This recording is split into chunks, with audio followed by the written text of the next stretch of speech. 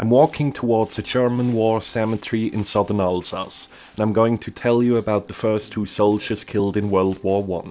One German, one French. They died within minutes of each other on August 2nd, 1914. 10 million more would follow. It happened at 9:59 in the morning on a dirt road between two villages, a lieutenant on patrol and a corporal guarding a village. Neither had fired a shot before that day. Within just a few minutes, both were dead, and the war had begun. Albert Meyer was a banker's son from Magdeburg. Jules-André Peugeot was a teacher's son from Etup. This is what happened to them.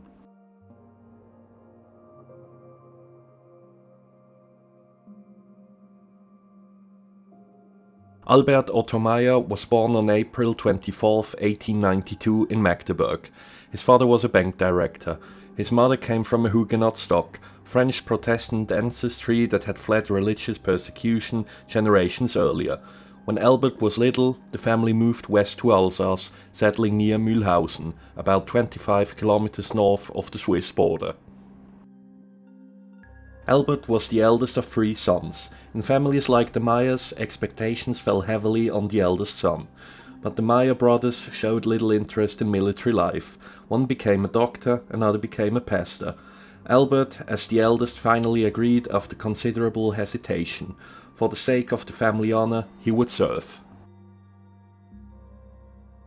On March 20th, 1913, he joined the Jägerregiment zu Pferde Nummer 5 and moved into the city of Mühlhausen. The Jägers were light cavalry, scouts and reconnaissance troops. But Albert never reconciled himself with army discipline. He did his duty, but his behavior reflected his deeper feelings, marked by kindness and understanding for his subordinates. This created an unusual closeness between him and his men. But some colleagues saw his approach as insufficiently military. His direct superior, a cavalry captain, considered him too lenient and criticized him frequently in front of the troops. Albert once told a friend, "I can never satisfy the old man. When I have the men line up wearing caps, he wanted helmets. When they're in drill uniform, he wanted them outfitted for field march." To escape the tension, Albert devoted himself to riding. He won several competitions and owned 3 purebred English horses, kept in a stable on Modenheimstrasse and cared for by a man named Gurski. The stableman's son remembered him after the war. He was a pleasant person, highly valued by his men. He had an extraordinarily great love for animals and for people. By July 1914, Albert had been promoted to second lieutenant. He was 22 years old. His regiment was subordinate to the 29th Infantry Division in Freiburg im Breisgau in southern Germany. When news came on August 1st that France was mobilizing, the 29th Division was ordered to the border of southern Alsace, deploying along a 34-kilometer front between Thann and Switzerland. The Mounted Rifles Regiment had received orders the day before to send several patrols across the border by August 2nd at the latest.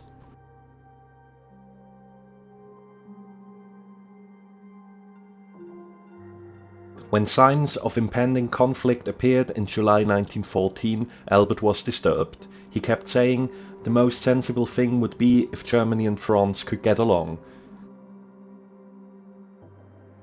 Then he received news that in the event of war he'd be assigned to regimental administration. He told friends, "Thank God I don't have to go into combat right at the beginning."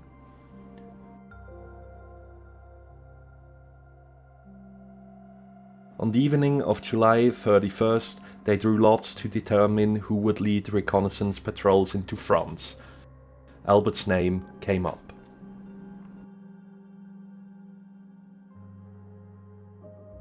About 30 kilometers west, across the line separating German Alsace from French Franche-Comté, Jules-André Peugeot was born on June 11, 1893 in Etup. His father worked in a factory. His mother was a schoolteacher. His maternal grandfather had been Colonel Péchin on the general staff. Jules-André wanted to follow his mother's path. From a young age he wanted to teach. He studied at École Normale in Besançon and passed his certification exam. His first post came in October 1912 at a one-room schoolhouse in the small village Le Pissou near the Swiss border. A commemorative plaque marks the school wall today. But France had compulsory service. At the end of 1913, Jules-André was called up. He reported to Belfort and joined the 44th Infantry Regiment. This was a regiment founded in 1642 that had fought at Valmy and Solferino. In summer 1914, it was stationed along the southernmost sector of the German-French border.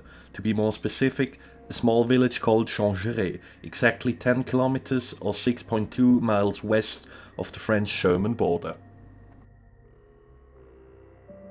Jules-André proved himself quickly. He was described as friendly, kind and cheerful. One commander said, "He was a willing and gentle young man whose open gaze and friendly smile revealed intelligence and goodness." By April 1914 he had made corporal. Throughout that summer he studied for the reserve officer exam. On the morning of August 2nd, around 9 am, Jules-André was stationed at the Daucourt farmhouse, about 700 meters east of Joncherey. He commanded 4 men. One was posted up the road as a sentry. That morning, Jules-André had written 2 letters, one to his parents. "We came back to Joncherey at 3 o'clock this morning. Then I sent my men forward to establish a guard post. You can't find anything you need here anymore. Yesterday someone was supposed to get coffee and sugar, but he couldn't find any, so he went to Boncourt, that's in Switzerland. The French customs officers thought he was a deserter at first, but the Swiss customs officers led him to a shop and he brought back 18 kilograms of sugar and 4 kilograms of roasted coffee. The captain was so happy about the good prices that he sent him again this morning. Until next time. Papa should come as soon as he can. I embrace you all. Nothing bad has happened yet, don't worry. See you soon, I'm convinced of it. Your son, André Peugeot." The other letter was to a pen repairman about his broken fountain pen. He gave both letters to Joseph Maître, the village postman, who happened to be at the farm that morning and had sat down to drink wine with Louis Daucourt, the farmer. It was perhaps 9:50 am. Jules-André had just washed his hands preparing for breakfast. 2 soldiers were bringing soup and bread from Joncherey.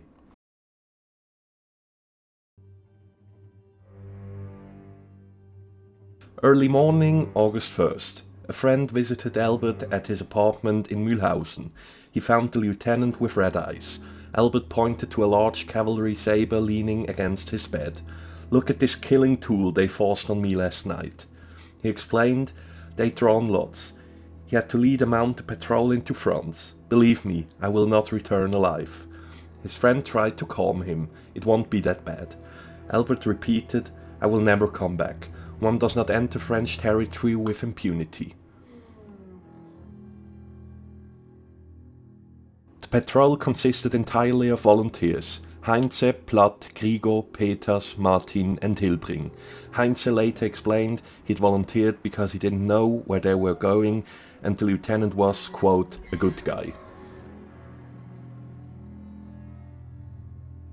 The patrol assembled at Mühlhausen's cavalry barracks in the morning. Meyer's soldiers prepared their mounts and gear, carbines, sabers and field equipment. Standard reconnaissance procedure, but this time it felt different. War was around the corner and the men could feel it. Meyer assembled his patrol, 7 men in total. They were part of a larger reconnaissance force, 4 patrols riding south toward the French border. As they progressed, the others peeled off toward their designated sectors. Meyer's unit ended up in the southernmost section adjacent to Switzerland.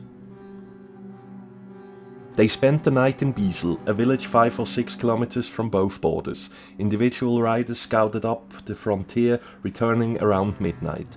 On the morning of August 2nd, around 8 am, Meyer hadn't received orders yet. He wrote in his notebook, "Lying in Biesel, nothing new." Then the orders came, probably by telephone. "March your troops towards Belfort, via Courtrai-le-Vent, to obtain information about French troop concentrations. Albert told his men, "We have orders to cross the French border." They mounted and set off. 15 minutes later, they passed the German customs post.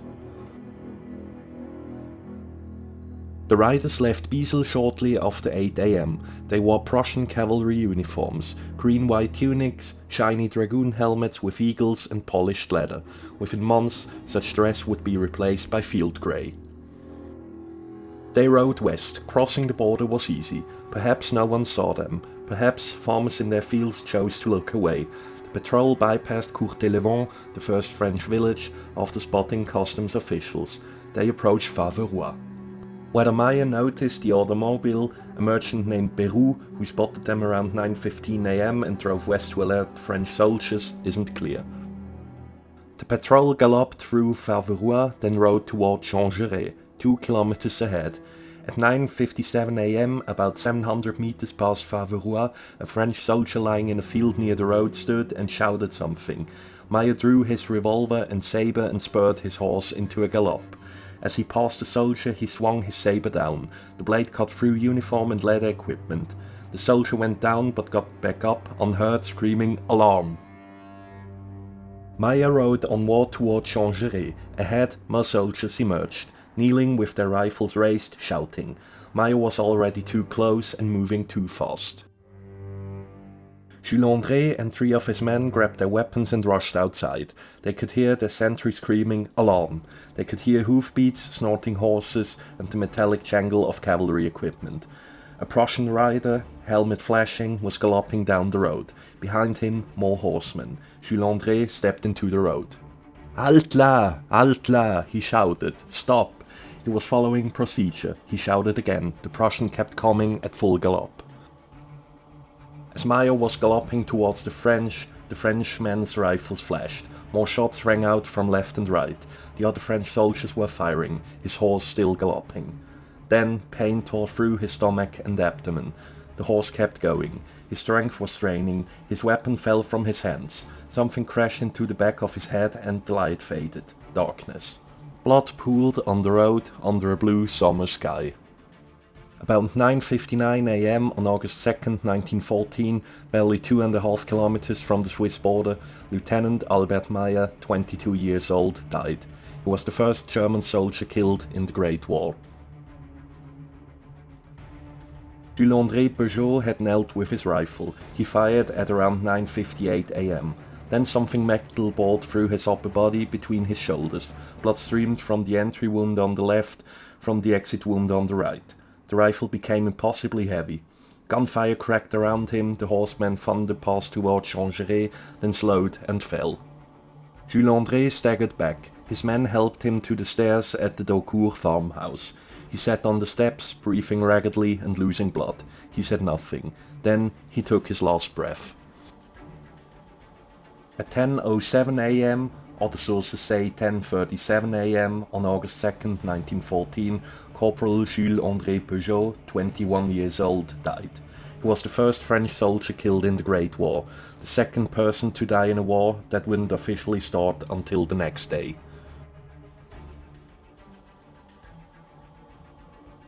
The rest of Meyer's patrol scattered. They hadn't followed their lieutenant as decisively. Now, with Meyer dead and French rifles firing, they fled. 2 horses were shot. The riders were captured soon after. 1 German soldier was wounded but hid in the woods. He didn't surrender until August 4th. 2 riders made it back to Germany. 1 cavalryman, Martin, disappeared entirely. He probably deserted to Switzerland. The bodies of Albert Meyer and Jules-André Peugeot were carried to a barn. They were laid side by side in straw. Reconciled in the silence of death, the local doctor wrote. Meyer's spurs and helmet ended up in the Army Museum in Paris. His revolver and map he'd been carrying were taken by 2 French soldiers. Both later fell in battle and the items disappeared with them. French commander Petit Jean described Meyer's body. Lying on the road, his head in a pool of blood. A black circle around his eye marked where the monocle had been. He was a young man without a beard who appeared to be barely 20 to 22 years old. Later, army doctors preparing his body noted his face was swollen and blood-covered. His fingers were cramped, as if still clutching his revolver. Jules-André's parents received word on August 3rd that their son had been seriously wounded. They came to Joncherey. Instead, they were given his body and the 2 letters he'd written that morning. On August 3rd, hours before Germany officially declared war on France, Albert Meyer was buried with full military honors in the cemetery at Joncherey. His funeral was paid for by French officers from the 44th Infantry Regiment. French soldiers buried the German who'd killed their comrade, honoring him as a soldier even as war began around them. Meyer's horse was taken into the French army. Soon after the war ended, Meyer's body was moved to the German military cemetery at Illfurth, 25 kilometers or 15 miles northeast of where he died. His helmet, recovered from the roadside where he fell, eventually ended up in the Musée de l'Armée in Paris.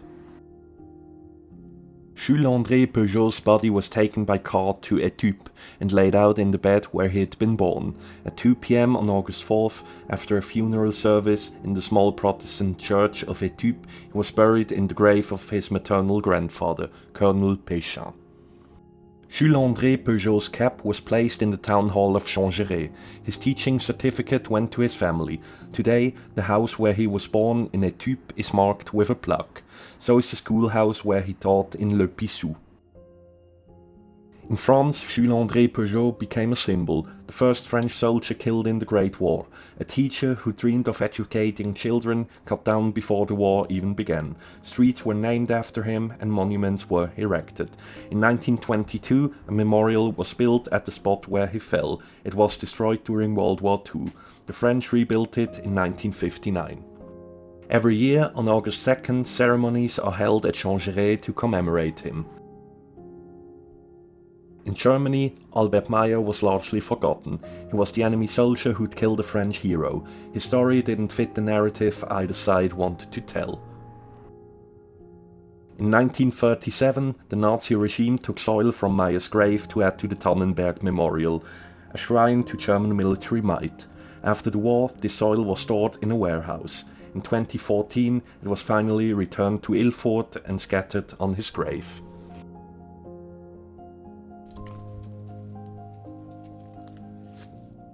Meyer's parents visited his grave in 1928. They were invited to a reception by French veterans, but they declined. They didn't want special treatment, they just wanted to see their son's grave.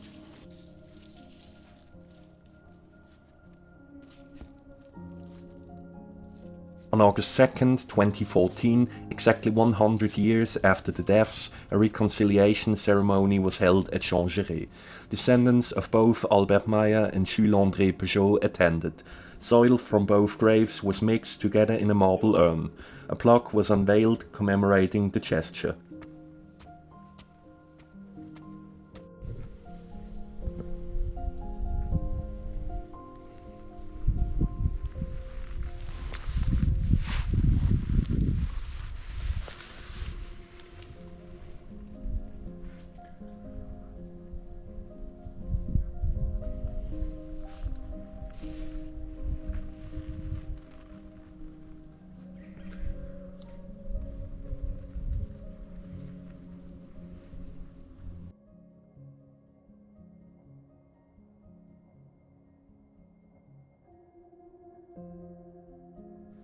That was the story of the first casualties of World War I, 2 men who met by chance and became part of history.